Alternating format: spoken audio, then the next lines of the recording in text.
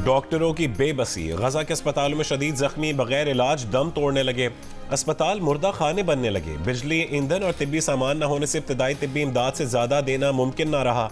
गजा के सबसे बड़े अल-शिफा अस्पताल के डायरेक्टर का कहना है कि जिस मरीज को सर्जरी की ज़रूरत है वो मर रहा है। अल-शिफा और अल-कुद्स अस्पताल के बाद ईंधन ख़त्म होने से कमाल अदवान अस्पताल ने भी काम बंद कर दिया। तदफीन न होने से अस्पतालों में रखी 100 से ज़्यादा लाशें ख़राब होने लगीं। इसराइली दावों के बावजूद अस्पताल से निकलने वालों को महफूज रास्ता न मिला। स्नाइपर्स के हमले, गजा में इसराइली फ़ौज का जबालिया पनाह गुज़ीन कैंप पर फिर हमला। मजीद 19 फ़लस्तीनी शहीद और मुतादिद ज़ख्मी हो गए। फ़लस्तीनों को जनूबी गजा भेजने के बाद इसराइल के वहाँ भी हमले। खान यूनिस में 2 रिहायशी इमारतों पर बमबारी, बच्चों समेत 13 अफराद शहीद। अल-शिफा अस्पताल पर हमलों के बाद हमास से इसराइल से यरगमालियों की रिहाई की बातचीत बंद कर दी। लबनान सरहद हिजबुल्लाह और इसराइली फौज में झड़पें तेज। हिजबुल्लाह के मिसाइल हमले में 7 इसराइली फौजी और 10 दीगर अफराद जख्मी। इसराइल के जनूबी लबनान में फ़ज़ाई हमले। अमरीका के शाम में ईरान और हामी ग्रुप्स की तनसीबात पर हमले। इराक और शाम में अमरीकी फौजी अड्डों पर ड्रोन और मिसाइलों से हमलों के जवाब में कार्रवाई। अमरीकी वज़ीर दिफा का कहना है शाम के इलाकों अल्बू कमाल और म्यादीन में तरबियती मरकज़ और दीगर अहदाफ को निशाना बनाया गया।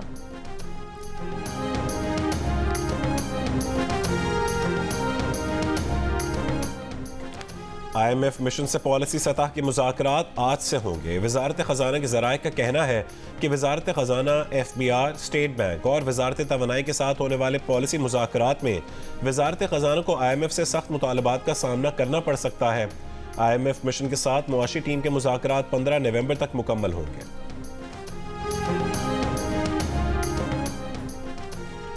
लाहौर में स्मॉग की शिद्दत फिर बढ़ने लगी। आलूदा शहरों की फहरिस्त में लाहौर आज फिर दूसरे नंबर पर। फ़ज़ाई मयार कल से भी ख़राब। एयर क्वालिटी इंडेक्स 286 पर पहुंच गया। कराची का फहरिस्त में 6ठा नंबर।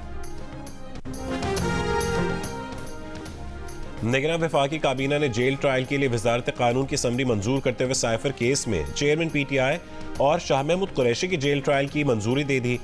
समरी के मुताबिक सिक्योरिटी खदशात के बायस साइफर केस के जेल ट्रायल का फैसला किया गया।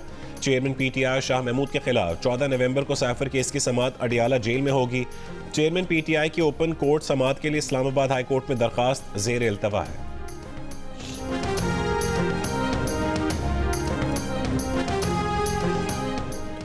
चेयरमैन PTI असद उमर फवाद चौधरी के खिलाफ तौहीन इलेक्शन कमीशन केस की समाअत आज होगी। चेयरमैन PTI के खिलाफ फर्द जुर्म आयद करने की कार्रवाई शुरू किए जाने का इम्कान। इलेक्शन कमीशन ने असद उमर फवाद चौधरी को ज़ाती हैसियत में तलब कर रखा है। MQM पाकिस्तान के कन्वीनर खालिद मकबूल ने कहा है कि हुक्मरान दोस्त आइन से मजीद काम नहीं चलेगा। पाकिस्तान के आइन को अवाम दोस्त बनाना होगा। आइन में बल्दियाती हुकूमतों के इख्तियारात को मुतय्यन किया जाए। नून लीग के रहनुमा ख्वाजा साद रफीक ने कहा है कि दोनों जमातें वसाइल की मुनसिफाना तकसीम पर मुत्तफिक हैं। वसाइल की मुनसिफाना तकसीम का ताल्लुक सिर्फ कराची से नहीं पूरे मुल्क से है। कराची प्रेस क्लब में सहाफ़ियों से गुफ्तगू में कहा कि इन सियासी हरीफों के शुक्रगुजार हैं जिन्हें नवाज शरीफ के अगले वज़ीर आज़म होने का यकीन है।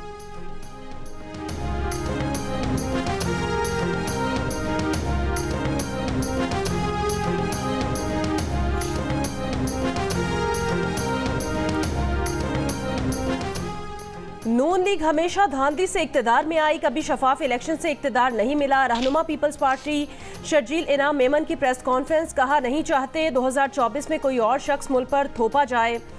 मुस्लिम लीग नून 1.5 साल में मईशत ठीक करने में मुकम्मल नाकाम हुई। इस जमात को सिर्फ इलेक्शन में सिंध याद आता है। नून लीग और MQM का इत्तेहाद 0-0 है।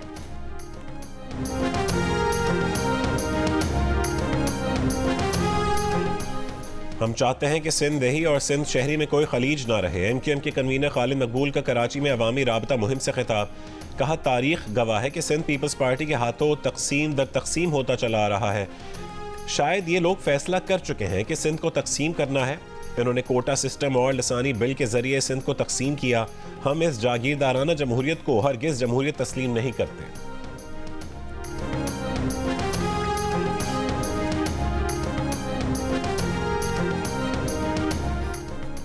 वर्ल्ड कप में शिरकत के बाद कौमी क्रिकेट टीम के कप्तान बाबर आजम वतन वापस पहुंच गए। बाबर आजम निजी एयरलाइन के जरिए रात दुबई से लाहौर पहुंचे। दीगर खिलाड़ी मुख्तलिफ फ्लाइट से आज पाकिस्तान पहुंचेंगे। शाहीन शाह अफरीदी, इमामुल हक, सलमान आगा और मोहम्मद नवाज समेत 22 रुकनी दूसरा ग्रुप इतवार की शाम कोलकाता से दुबई के लिए रवाना हुआ था। वर्ल्ड कप पाकिस्तानी बॉलर्स के लिए ड्रावना ख्वाब साबित हुआ। हारिस रऊफ ने वर्ल्ड कप की तारीख के महंगे तरीन बॉलर होने का मनफी रिकॉर्ड अपने नाम किया। 9 मैचेस में 533 रन देकर सिर्फ 16 विकेटें लीं। शाहीन आफरीदी ने 9 मैचेस में 481 रन देकर 18 विकेटें हासिल की। हसन अली ने 6 मैचेस में 9 खिलाड़ियों को आउट किया। इन काफ़ी विकेट औसत 36 रहा। नायब कप्तान शादाब खान 118 रन की औसत से 6 मैचेस में सिर्फ 2 विकेटें हासिल कर पाए। मोहम्मद नवाज ने 5 मैचेस में 111 रन की औसत से सिर्फ 2 विकेटें लीं, जबकि leg spinner Usama Mir 4 matches में 62 रन फी विकेट की औसत से सिर्फ 4 ही विकेटें ले पाए।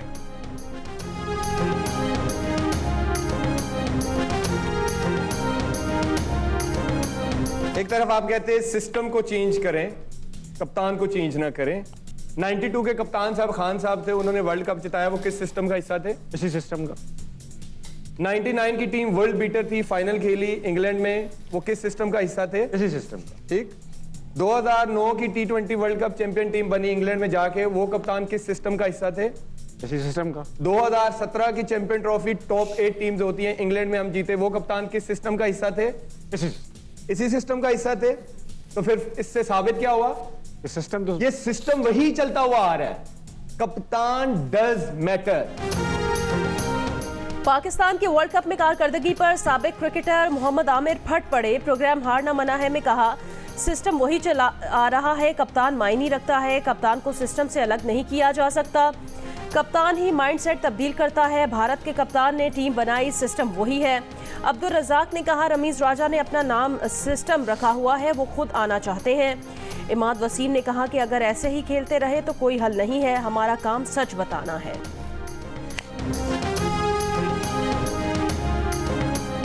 खैबर पख्तूनख्वा के नए निगरां वजीर आला जस्टिस रिटायर्ड अरशद हुसैन शाह ने ओहदे का हल्फ उठा लिया। अरशद हुसैन का कहने का आम इंतखाबात करवाना अव्वलीन तरजीह है। इलेक्शन कमीशन और सुप्रीम कोर्ट की हिदायत के मुताबिक इंतखाबात करवाने में मदद करेंगे। सूबे भर में रिट कायम करने के लिए भरपूर एक्शन लिया जाएगा। निगरां वजीर आला आजम खान के इंतकाल के बाद साबिक वजीर आला और अपोजिशन लीडर ने नए निगरां वजीर आला के लिए जस्टिस रिटायर्ड अरशद हुसैन के नाम पर इत्तफाक किया था।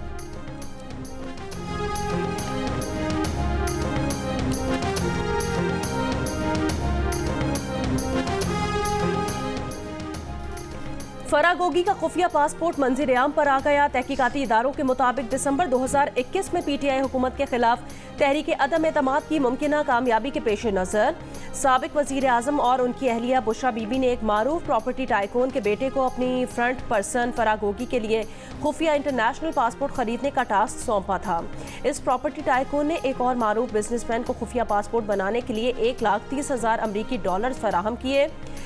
लूटी हुई दौलत छुपाने और मनी लॉन्ड्रिंग के लिए फरागोगी को एक गैर मारूफ मुल्क वानुआटो का खुफिया पासपोर्ट बनाकर दिया गया। तहकीकाती इदारों के मुताबिक 28 मार्च 2022 को फरागोगी के लिए खरीदा जाने वाला वानुआटो का खुफिया पासपोर्ट बुशरा बीबी के हवाले कर दिया गया था। 3 अप्रैल 2022 को पीटीआई हुकूमत जाने से 6 दिन पहले फरागोगी को पाकिस्तानी पासपोर्ट पर मुल्क से फरार करवा के दुबई भिजवाया गया। दुबई के बाद बाकी तमाम सफ़र वानुआटो के पासपोर्ट पर करवाए गए। तहकीकाती इदारे इस नकलो हरकत से आगाह न रहे।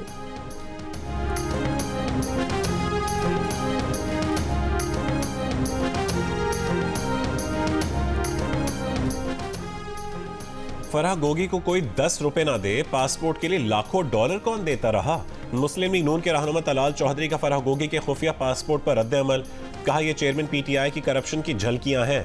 फराह गोगी के पीछे चेयरमैन पीटीआई और चेयरमैन पीटीआई के पीछे वजारत उज़्मा की ताकत थी। इन दो ताकतों के मिलाप से तमाम करप्शन की गई। पासपोर्ट के पैसे डॉलर में देना और फिर 2 पासपोर्टों पर सफर, यह सब सहूलतकारी के बगैर मुमकिन नहीं। फराह गोगी की सहूलतकारी में चेयरमैन पीटीआई का किरदार साफ नजर आता है।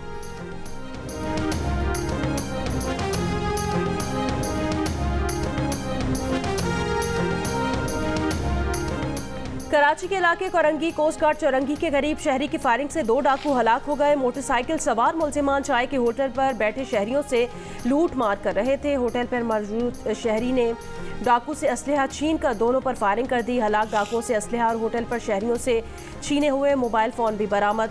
डाकू का तीसरा साथी फरार हो गया। औरंगी टाउन में फायरिंग से एक शख्स जाँ बहक। न्यू कराची में लूट मार के दौरान डाकुओं की फायरिंग से सिक्योरिटी गार्ड जाँ बहक। आई चुंदरीगढ़ रोड पर शहरियों ने 2 डाकुओं को पकड़ लिया। तशद्दुद के बाद पुलिस के हवाले।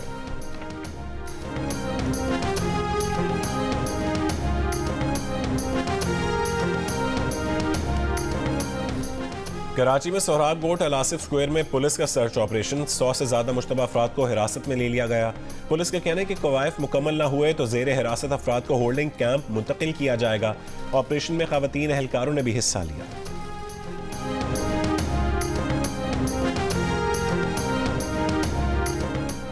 तोरखम बॉर्डर के रास्ते इतवार को मजीद 3043 गैर कानूनी मुकीम गैर मुल्की वतन वापस चले गए। अब तक मजमूई तौर पर 2,06,018 अफराद वतन लौट चुके हैं। महकमा दाखिला ने कहा कि तोरखम बॉर्डर पर रश में कमी के बाद गैर कानूनी मुकीम अफराद की पकड़ धकड़ भी की जाएगी। चमन बाबे दोस्ती से 90,000 से जायद गैर कानूनी मुकीम अफगान बाशिंदे वतन वापस जा चुके। खैबर पख्तूनख्वा हुकूमत ने गैर कानूनी मुकीम अफगानों का डेटा मुरतब कर लिया। सूबे के बड़े शहरों में 22,347 गैर कानूनी मुकीम अफगानों की निशानदही। कराची के इलाके डिफेंस फेज 8 में अपार्टमेंट में फायरिंग से खातून जाँ बहक। पुलिस से फायरिंग के शुबे में शोहर अबरार बुगटी और मुलाजिम को हिरासत में ले लिया। पुलिस के मुताबिक जाँ बहक पुरतलैन और अबरार बुगटी ने घर वालों के फैसले के खिलाफ 5 अक्टूबर को शादी की थी। शोहर का दावा है कि उसकी बीवी ने पहले भी खुदकुशी की कोशिश की थी। इतवार की सुबह खुदकुशी से मुतालिक वीडियो बनाई थी।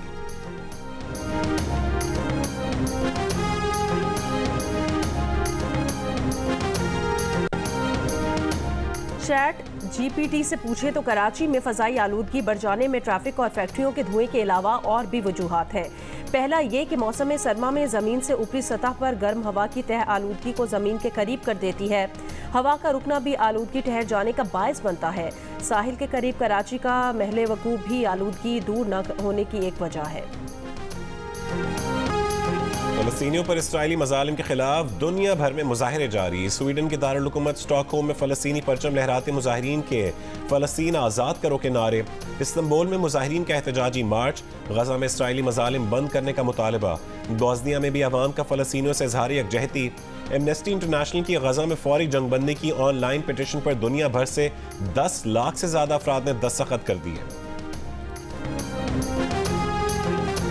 क्रिकेट वर्ल्ड कप में भारत की नीदरलैंड्स के खिलाफ 160 रन से जीत के साथ राउंड रॉबिन का अख्तिताम हो गया। मेजबान टीम तमाम 9 मैचेस जीतकर टेबल पर 18 पॉइंट्स के साथ सरफहरिस्त रही। मेगा इवेंट का पहला सेमीफाइनल 15 नवंबर को भारत और न्यूजीलैंड के दरमियान मुंबई में खेला जाएगा।